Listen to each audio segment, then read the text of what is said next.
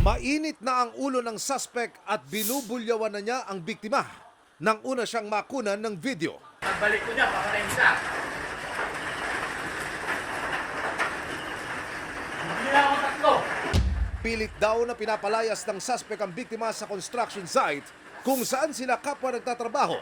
Ang dahilan, napikon daw ito sa larong pool. Hindi lang kita. Polis ka na.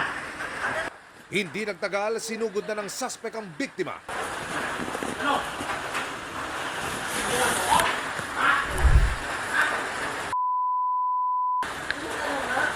Umalis ang suspect at may kinuha at sa kanyang pagbalik, may tanga na itong baril.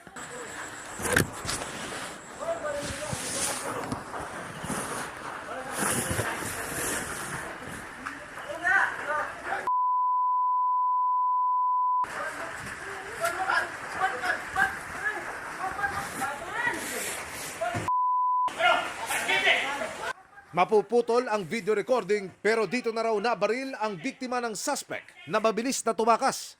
Nangyari ang krimeng ito sa Silang Cavite noong February 2025 at makaraan ang higit isang taon. Nagkaroon na ng lead ang Silang Cavite Police.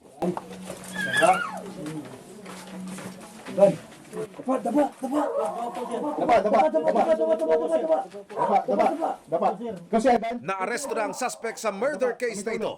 Kamay sa ulo. Kamay sa ulo. Kamay sa ulo. Kapkapang.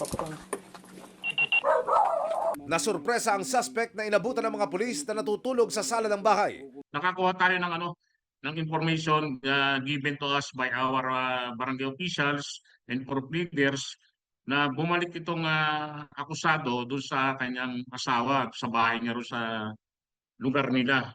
1 year and 5 months na itong kaso na ito na kung saan ng ating suspect ay nagtago na after the commission of the crime. Case closed na ito kung ituring ng PNP. Ang binanggit ng ating akusado, kaya niya daw nabaril itong si biktima, ay natutulog na siya di umano at kinukulit daw siya sa sobrang kalasingan, kinukulit siya. And then lumabas siya, ang sabi sa kanya nung kinatok siya is pinahihinto daw yung paglalaro ng pool. Ang suspect, kung maibabalik lang daw niya ang pagkakataon, sana'y hindi ito nauwi sa ganoon.